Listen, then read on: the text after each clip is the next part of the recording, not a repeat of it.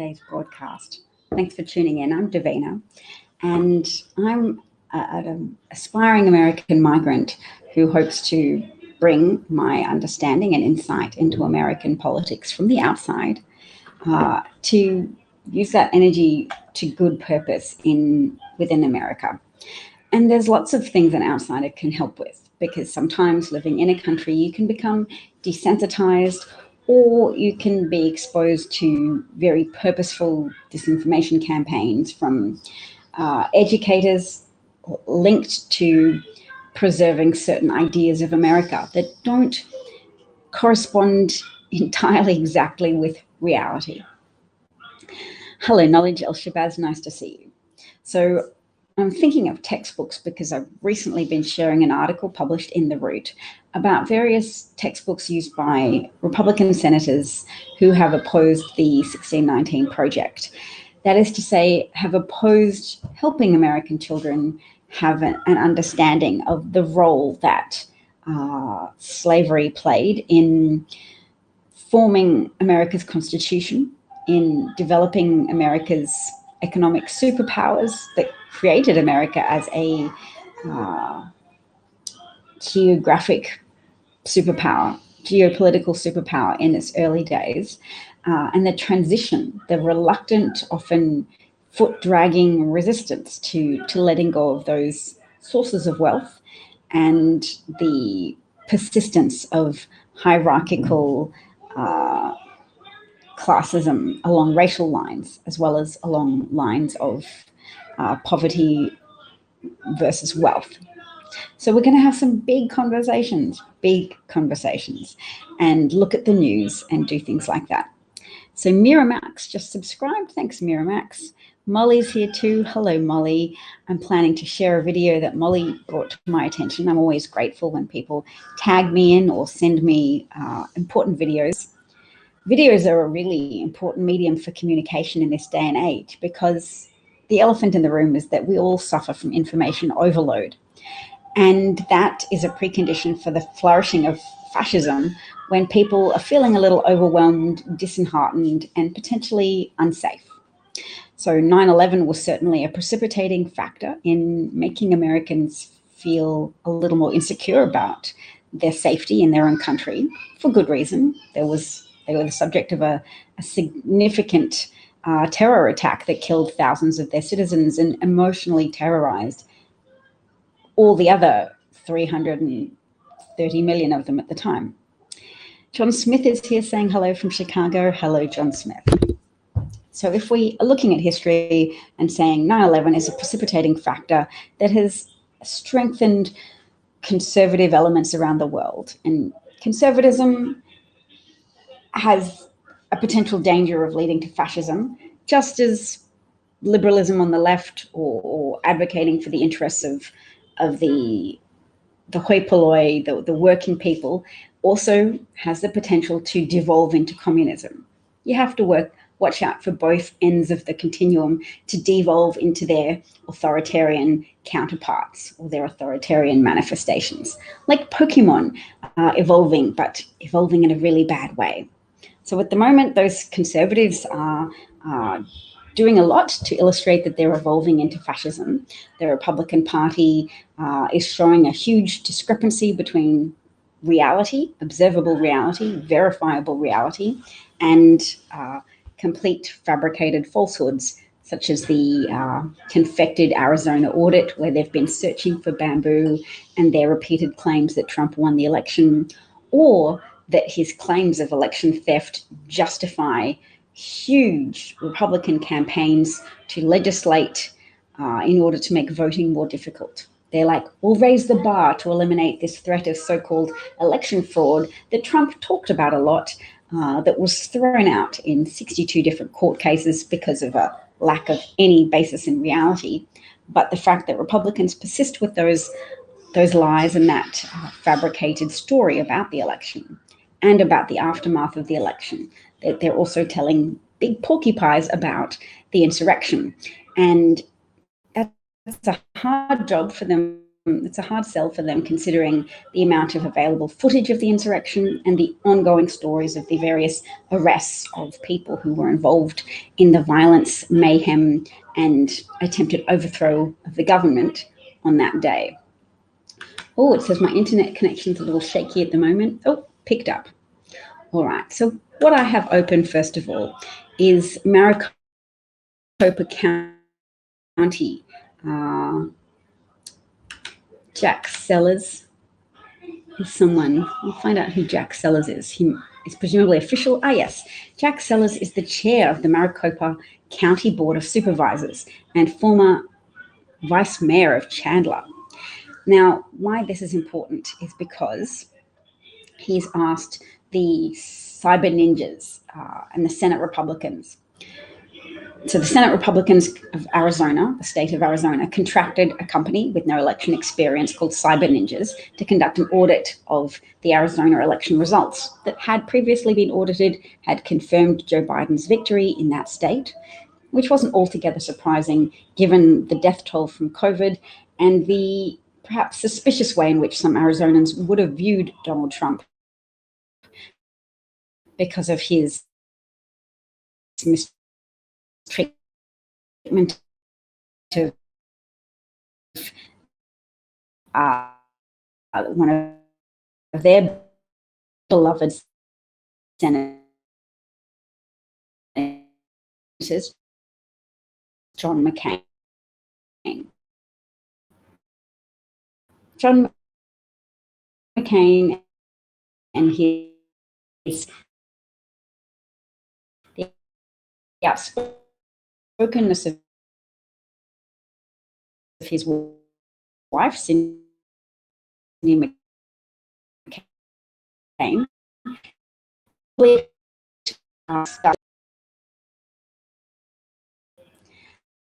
so yes, I've just gone into some ground for why it might have been that Arizona had a critical advantage in Joe Biden's favor because of enough people with working intellects who were able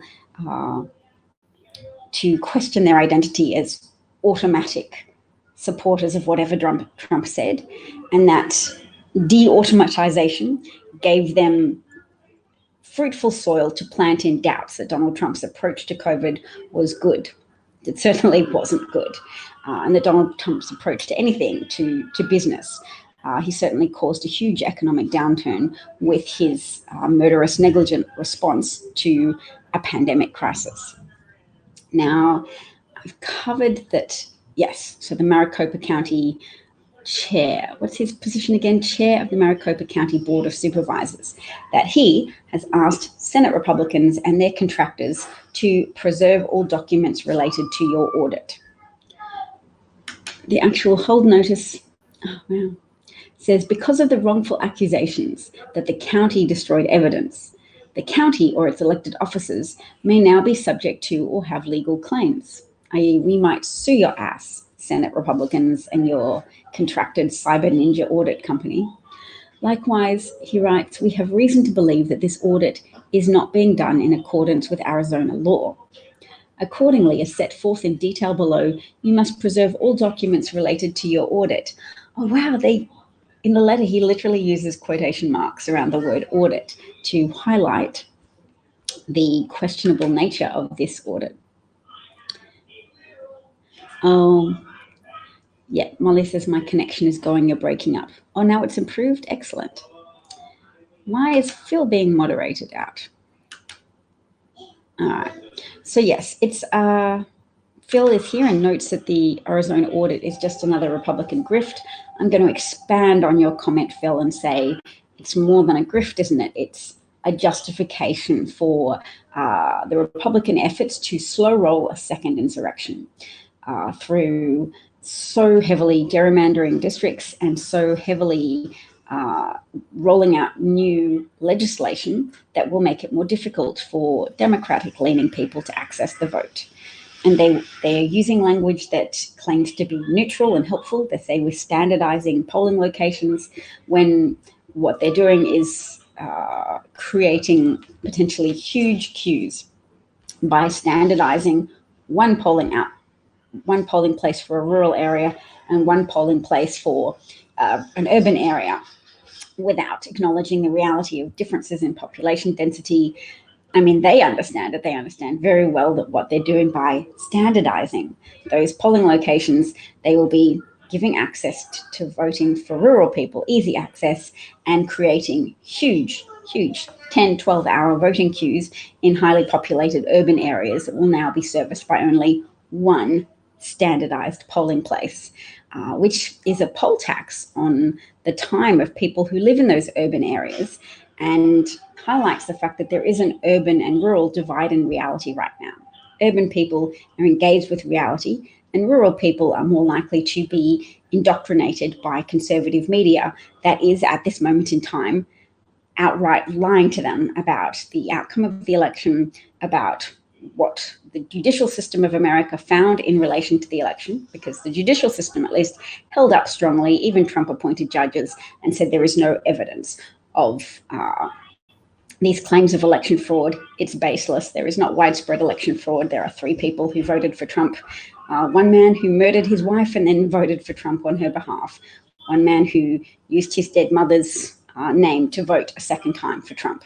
So there have been a few isolated cases of voter fraud, but nothing substantial enough to justify disenfranchising urban dwellers so dramatically, as well as instituting new rules that say if Republican officials dispute the election results, they can overturn the certification processes that normal election officials have gone through in order to certify a valid election result.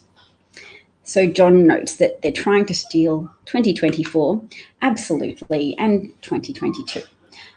There is a lot of very naked pursuit of power in a way that's antithetical to the operations of democracy.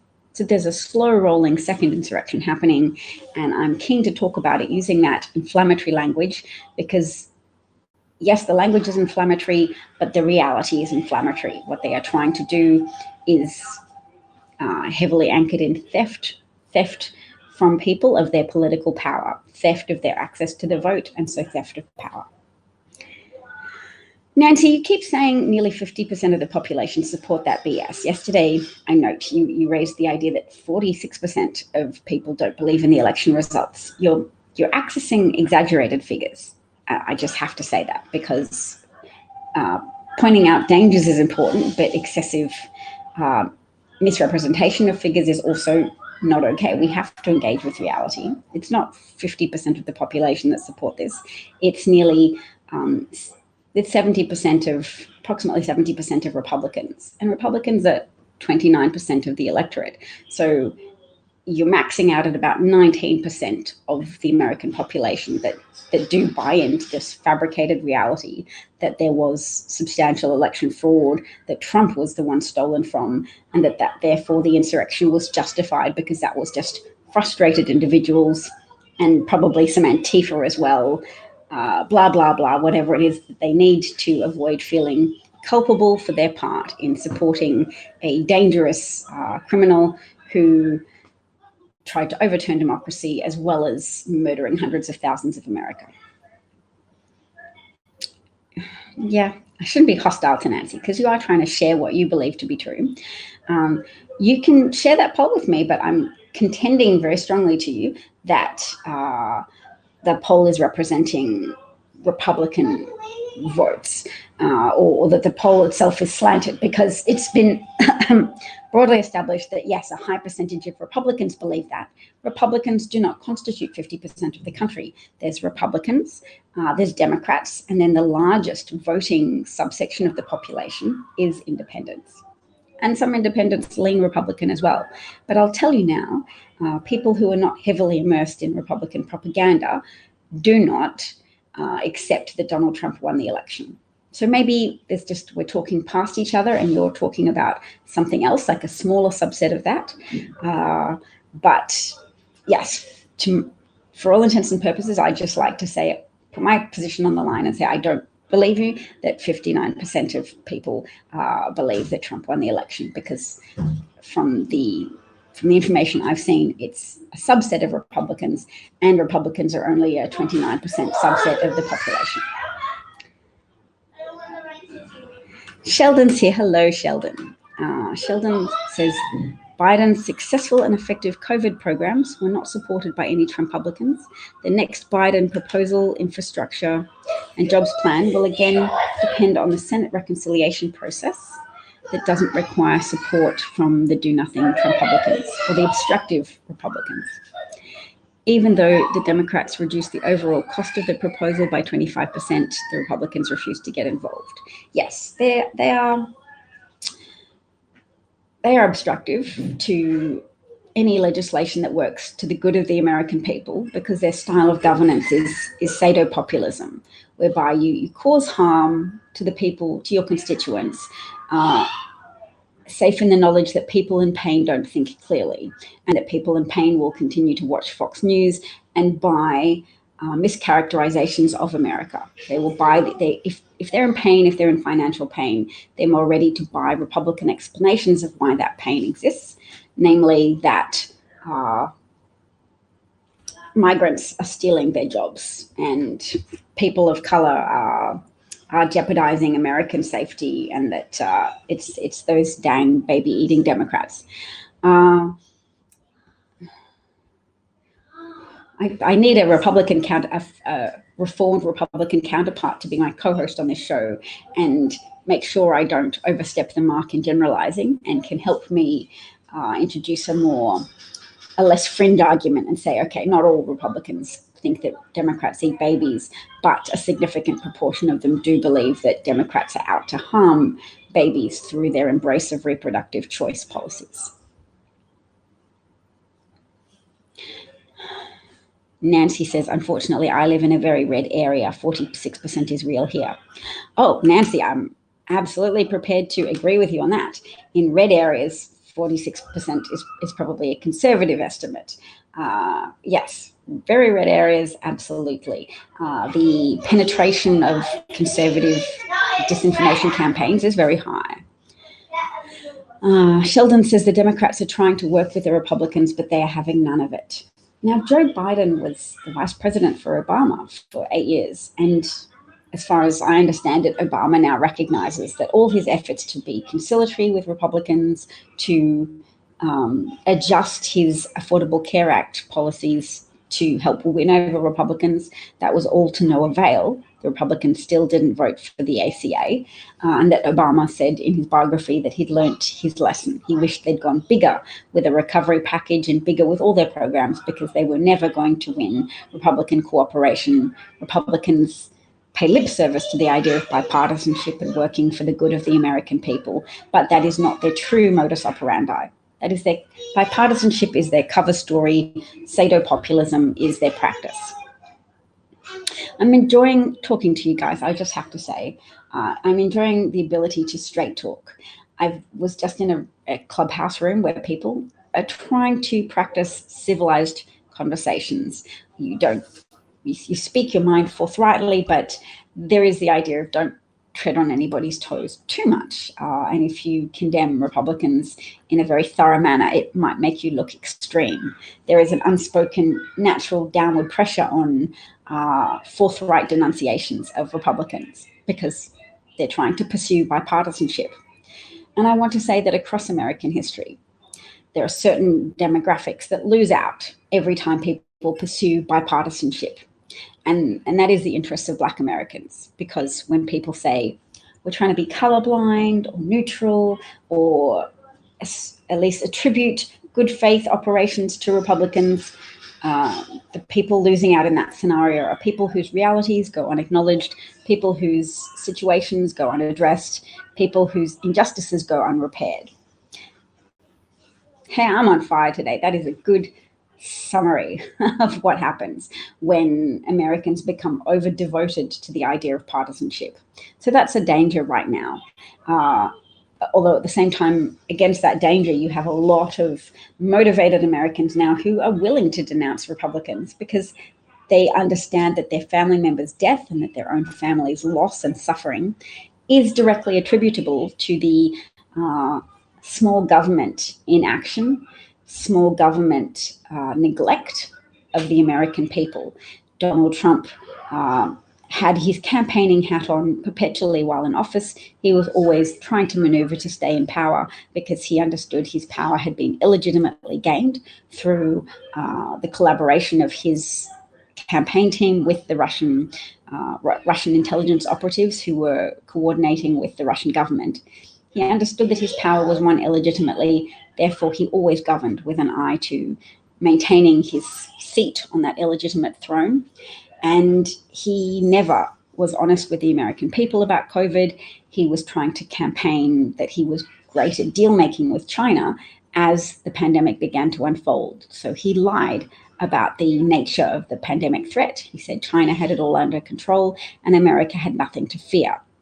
Then, as the pandemic began to exponentially affect Americans, he tried a different tack of saying, okay, yes, we're on a war footing. COVID is a problem, but let's be clear here. What the best way to address this problem is to blame China, which of course was Trump capitalizing on people's xenophobic instincts to blame rather than problem solve. And that blame China led to people beating people of Asian appearance up on the streets of America in all nations of the United States. Anybody on the psychological edge of functionality with a heart full of blame energy, and people who suffer from a lot of shame or dysfunction are more likely to lash out with that aggressive blaming energy. So more likely to hit a Asian person in the head, be they Korean or Asian or Chinese or Japanese or anything. You have a lot of lashing out when you have a xenophobic president in charge. Whether or not he truly is xenophobic is not the point. He's xenophobic enough to see it as a legitimate politicking strategy to sell xenophobia to the public, to those members of the public who have an appetite for it. And also those members of the public who have an appetite for ignoring xenophobia fueling strategies and instead say, well, look, as long as I'm getting my tax cuts or the stock market's doing okay, I don't really care if Trump is inciting people to beat Chinese Americans or Asian Americans up until some of them die or some of them are injured.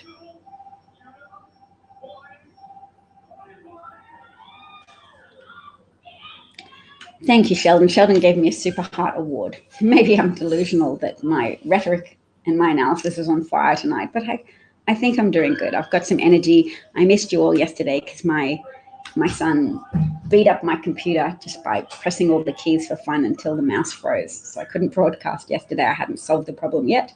Today, I Googled what to do when your mouse freezes or your mouse disappears from your computer screen. And I'm so grateful to those helpful people on the internet. And I'm going to say that they are predominantly men. So as much as feminists sometimes laugh at men for mansplaining, I'm going to say it's a contributory energy that sometimes missteps, but I significantly value that contributory energy. I value those people who bother to put tips on the internet as to how to solve your technical problems. So thank you, men, for mensplaining solutions to problems. And we need a positive word for mensplaining then. Man helping, men who help. It's a good instinct, and I think it's born from not only confidence but a pro-social compulsion. And so I'll adopt that for women and say, yes, I'm sure there's lots of women who have that energy as well. Maybe we need a little shove to be more confident in offering up solutions to problems and not just keeping our light under a bushel. I'm sure both types of human iterations, all genders, in the multiplicity of genderness that Americans can access now because of that freedom to be yourself, that's encouraged in democratic states and legislated against in a lot of Republican states now, where trans children are being actively persecuted and forbidden to participate in sports in their schools or use a bathroom that conforms with their gender identity.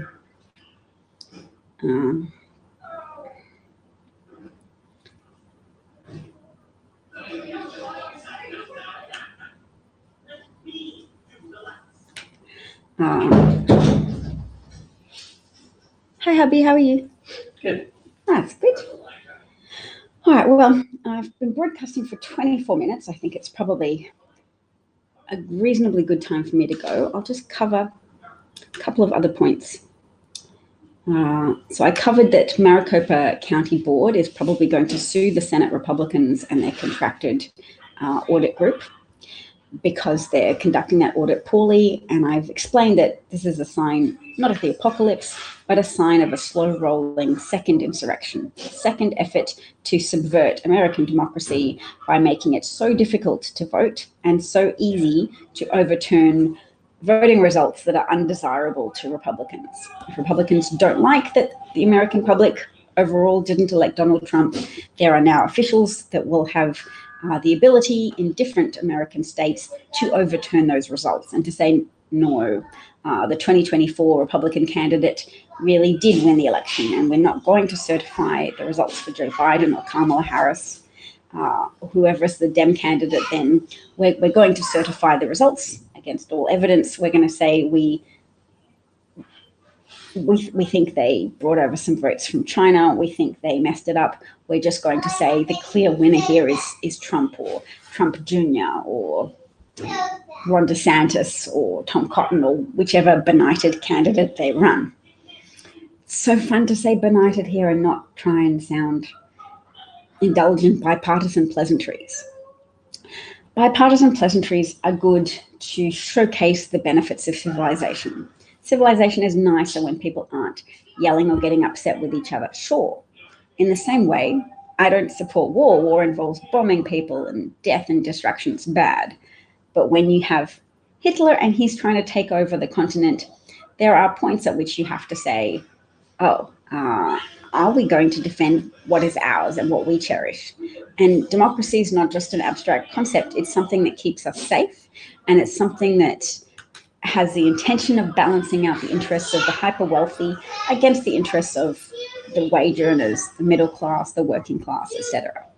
Otherwise, you have monarchies where there's a concentration of feudal power in the landed gentry, and everybody else just has to suck up whatever conditions the wealthy see fit to impose. Now, that's fine for people who are always prepared to assume the benevolence of the wealthy. But you know what? There's an appetite now. It manifests in a lot of craziness on the side of the QAnon people. But hey, they were saying Bill Gates was a bit iffy before. That was probably over-exaggerated. But look, now we have some more information to say maybe Bill Gates was a bit too close to Jeffrey Epstein. His wife was certainly suspicious, and apparently that was a precipitating factor for their divorce. Hey, Brett Walker, nice to see you. Hello from Los Angeles. Oh yes, Sheldon's seen that video of Michael Flynn quite notably saying that COVID was a conspiracy to control the American people and divert attention away from stealing the election. He said it's not a problem in the rest of the world, and he doesn't worry about it personally because he's been taking hydroxychloroquine for 30 years. So yes, Michael Flynn isn't crazy. He's purposefully selling a lie to the American people, a whole bunch of lies. So we'll quickly unpack some of those lies. Hydroxychloroquine doesn't protect people against COVID. It's been demonstrated it can exacerbate heart arrhythmias that are already being prompted by COVID. COVID is a vascular disorder that can affect your respiratory system, but also just your blood system functioning in a general sense, making you more susceptible to strokes, heart attacks, or heart arrhythmias, where your heart becomes the electrical energy pulsation is disrupted, and you are more likely to have atrial fibrillation. You're more likely to have dysfunctional heart rhythms that mean your heart gets out of sync and can't adequately pump blood around your body. Your heart needs to coordinate in a certain way with contractions of different chambers to push blood around your body in a timely fashion. Hydroxychloroquine use compounds the problems of COVID, that COVID can impact your heart rhythms, leading to heart arrhythmias, leading to potential adverse cardiovascular events, leading to heart attacks. So even people who ostensibly recovered from COVID were more likely to die of a heart attack or a stroke in the months following their recovery. So the mismanagement of COVID by Trump, who was, in fact, concentrating on stealing the election through the perpetuation of lies to the American public. He was trying to perpetuate a lie that he was good at trade deals. So he wanted to showcase it, making a trade deal with China on January the 19th. That's when he signed a trade deal with China. Wasn't that great a trade deal, but it was something, and it would be enough to help him work with Fox News to keep selling that lie to the American public, that whatever hardships they might be experiencing because there was a manufacturing recession in 2019 that didn't get broadly reported on, Trump was trying to get ahead of any further reporting of that recession, that industry localized recession that was spreading to adjacent industries in terms of transport and storage, and say, no, but look, I've done a deal. I mean, he'd already given $28 billion of taxpayer funds to American farmers. He didn't distribute it particularly evenly or well, but it was enough to reassure American farmers that Trump is still good, because they already had lots of other identity, culture war reasons to cling to their Republican voting strategies. We vote for Trump. He stands for us. He values us. And he certainly did. He knew which side his bread was buttered. He funneled $28 billion of taxpayer money to relieve the holes in their incomes caused by his misbegotten tariff wars that he instigated with China and instigated with various other trading partners, and lied to people that those countries were paying the tariffs. Nobody ever talks about Trump's economic lies in the context of xenophobia. It's not just Trump has to be xenophobic and hurt people, because there were no people in China that were being that hurt by his tariffs. The main people being impacted by those tariffs were American business owners who import from China and who are part of a chain. So you talk about Trump's xenophobia in terms of a politicking strategy. He knew there's enough of a xenophobic appetite amongst American farmers that they would accept that lie. Oh, you're not really paying the tariffs. Chinese people are paying the tariffs, so it's all fine. Don't worry about it. Embrace it, because I'm hurting them. I'm hurting your enemies. And that kind of enemy thinking is not rational, it's emotional. It derives from a very primal place in the human consciousness of them versus us. That's what fascism plays into, them versus us. Communism also plays into it, but it categorizes people not as different cultures, but as different wealth classes. Communism harnesses them and us feelings and says them, the wealthy, us, the less wealthy. A lot of wealthy young people get into communism to say, yes, I hate my family, so wealthy people are them. And I have enough of a brain to see that things are harder for people with less money. And that discrepancy is clearly evil and should be overturned by burning capitalistic economies and societies to the ground and rebuilding a paradise from the ashes. I literally saw that today, a communist on Twitter saying, who's with me to rebuild a new society from the ashes of the old one? It's like, anybody who's studied history or has lost family members to historical conflicts knows that challenging everybody to rebuild from the ashes is an appeal to idealistic nihilists. Nihilists because they want to destroy everything, and idealistic because or deranged idealistic because they think rebuilding from the ashes is pure and beautiful.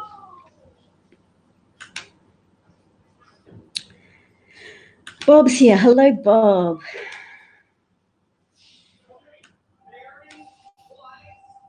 Sheldon says both parties have to want to improve our democracy and promote the well-being of our citizens. The Trumpublicans are not on that page, therefore they are no longer relevant to our democracy. Well, they're relevant in that they're a threat to your democracy, aren't they? The Democrats will have to modify the filibuster and proceed without the ball and chain the ball and chain of those determined to defeat democracy. Yes, well, the obstacle to that is Joe Manchin. He's a big obstacle, and Kyrsten Sinema. They're two Democratic senators. Joe Manchin represents West Virginia, and Kyrsten Sinema represents Arizona. They're one of the two senators from those two states. And it's very problematic. They may have been personally compromised. They may have been bribed. We don't know why they are taking a stand against the filibuster when it's very evident to rational people that Republicans are occupying an obstructive space, not a helpful space. And worse than obstructive now. It was obstructive under Obama, and since Trump, they've taken a a resolve to overthrow democracy in their own favor and have a managed democracy where it's just harder for African American people to vote, but they presume a high enough, a critical mass of white people will be fine with that as long as the problem doesn't affect them or isn't too visible. George Floyd, of course, was one huge factor in helping make Black suffering visible to white people, helping make injustice, helping highlight the injustice of unequal protection under the law, where some police officers have become so entrenched in a racist worldview that they have the audacity to murder a Black man in front of an audience who are begging him not to torture and murder someone to death through depriving them of oxygen for a substantial amount of time, enough to cause positional asphyxia and a cardiac arrest secondary to positionary asphyxia. George Floyd was being tortured to death through deprivation of oxygen by people kneeling on his back and kneeling on his neck. And the insouciance with which Derek Chauvin committed that crime in public, his sunglasses perched on his head, his feet off the ground as he lent his full body weight on George Floyd's neck for a period of over 9 minutes. That was a wake-up call to Americans who thought they were living in a post-racial era, where racism was no longer a factor in people's behavior, and it was in fact racist to ever talk about color, because clearly color was not a consideration. So it's bad manners and it's racist against white people to remind them that anti-Black racism exists. So that's still an accepted point of view amongst a lot of white people, but there has been a shift, and that shift has value. That shift can be built on if we are purposeful and intentional about it. So I hope if you watch this show and you think that my point of view may have merit, that you take a little stroll into history and discussions of history to show that history is as recent as yesterday. History is just anything that's not the future or this immediate moment.